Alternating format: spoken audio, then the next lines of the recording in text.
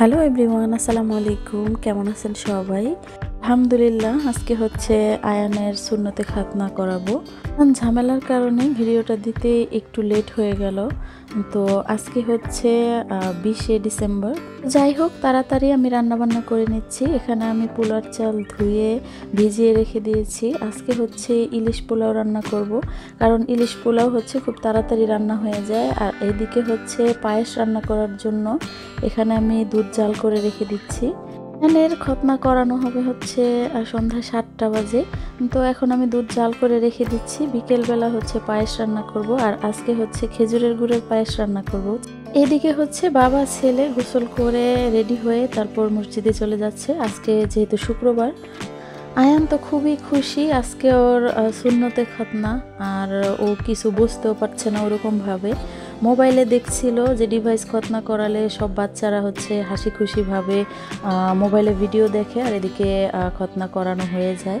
আর ও এটাই ভেবে হচ্ছে খুব খুশি খুশি দেখাচ্ছিল, আর বারবার বলতেছিল কখন হবে, আর হচ্ছে ব্যথা পাবো কি না, সব কিছু আর কি জিজ্ঞেস করছিল।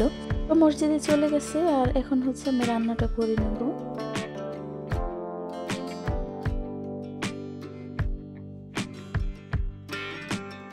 ইলিশ পোলাও রান্না করার জন্য এখানে আমি টক দই, পেঁয়াজ বাটা, আদা রসুন বাটা, ধনিয়া জিরার গুঁড়া আর শুকনা মরিচের গুঁড়া একসাথে পরিমাণ মতো নিয়ে মিক্স করে এখন হচ্ছে মাছের সাথে মিক্স করে নিব।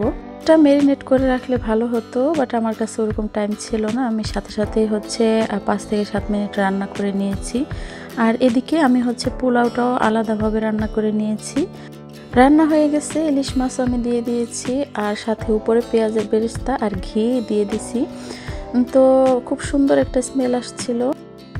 আয়ানকে গত বছর খতনা করানোর কথা ছিল, কিন্তু গত বছর চারদিকে নানান দুর্ঘটনা শোনার পরে হচ্ছে ওরকমভাবে সাহস পাচ্ছিলাম না আগানোর জন্য। তো এখন হচ্ছে ইনশাল্লাহ করেই ফেলবো। তো অনেক দিন ধরেই সোশ্যাল মিডিয়ায় যে ডিভাইস খতনার ভিডিওগুলো দেখতে পাচ্ছি, আমি ওইগুলো হচ্ছে খুব মনোযোগ দিয়ে দেখছিলাম যে কোনটা ভালো হবে, সেটা আমি আসলে বুঝতে পারছিলাম না। তো যাই হোক, আমি অনেক কমেন্ট পড়তাম, অনেক রিভিউ দেখতাম। তো রিভিউ মোটামুটি সবগুলোই ওরকমভাবে বোঝানো ছিল না, তবে অনেক কমেন্টে দেখতাম যে ডিভাইস খতনা করানোর পর অনেক প্রবলেম হয়েছে। আয়ানের বাবা বলতেছিল যে পরিচিত কারোই হচ্ছে ডিভাইস খতনা করাতে শোনেনি, এই জন্য উনিও সাহস পাচ্ছে না। অনেক চিন্তা ভাবনা করে তারপর হচ্ছে সিদ্ধান্ত নেওয়া হলো যে ডক্টর দিয়েই হচ্ছে খতনা করানো হবে। উনি হচ্ছে আমাদের বাসার নিচেই একটা ফার্মেসিতে বসে, উনি হচ্ছে আলমানারের একজন ডক্টর। উনি হচ্ছে প্রায় 20-30 জন বাচ্চার খতনা করিয়েছেন প্রায় এই 1 মাস 2 মাসের মধ্যেই। তো যাই হোক, সবার কাছে ভালো শুনেই তারপর হচ্ছে সিদ্ধান্ত নিলাম যে এখানেই হচ্ছে খতনা করানো হবে। আয়নের বাবা বলছিল আজকে গরুর মাংস আর মুরগির রোস্ট করতে আর পোলাও রান্না করতে। তো আমার অবশ্য আজকে রান্না করতে একদমই ভালো লাগছিল না। আমার মনে হচ্ছিল যে খাবার কিনে নিয়ে আসলেই ভালো হতো, কারণ আজকে আমার কোনো কাজেই মন বসতেছিল না। ভিতরে ভয়ও কাজ করতেছিল, আর টেনশন তো আছেই। আমরা দুপুরের খাওয়া দাওয়া সবাই শেষ করে নিলাম। বিকেলবেলা পায়েস রান্না করব। তো এত পায়েস আমি কখনো রান্না করিনি, তাই আমার বড় যাকে বলেছিলাম পায়েস রান্না করে দিতে। আজকের পায়েসটা সবাই মিলেই রান্না করা হবে। তো সবাই মিলে সিদ্ধান্ত নেওয়া হলো যে খেজুরের গুড়ের পায়েস রান্না করা হবে। পায়েসটা হচ্ছে আগে চাল সিদ্ধ করে তারপর রান্না করে নিয়েছে।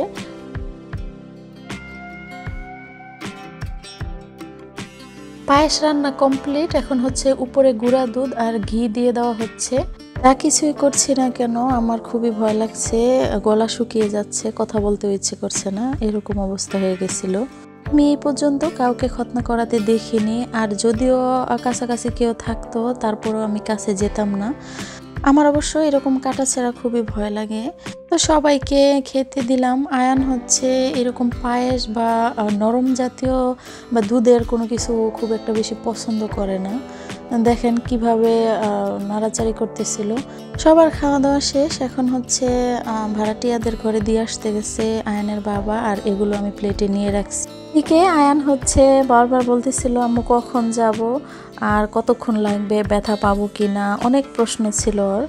কে বুঝ দিচ্ছিলাম যে আর কিছুক্ষণ পরে ব্যথা পাবে না। তো যাই হোক, আমার হচ্ছে সবচাইতে বড় ভুল ছিল ডক্টর দিয়ে হচ্ছে খতনা করানো। কারণ আমি যদি ডিভাইস খতনা করতাম তাহলে আর আমার বাচ্চাটা এতটা কষ্ট পেত না। অ্যানাস্থেশিয়া দেওয়া হয়েছিল, তারপরেও হচ্ছে আয়ান খুবই ব্যথা পেয়েছিল আর অনেক কান্নাকাটি করছে। ওর কান্না দেখে মনে হয়েছে যে ডক্টর দিয়ে খতনা করানোটাই হচ্ছে আমাদের সবচেয়ে বড় ভুল ছিল। দেশে যে হাজম দিয়ে করানো হয় আমার মনে হয় সেটাও এত ব্যথা পায় না। বাচ্চারা সবাই রেডি হয়ে গেছে যাওয়ার জন্য আয়ানের সাথে, আর আয়ান হচ্ছে গেমস খেলে টাইম পাস করছিল।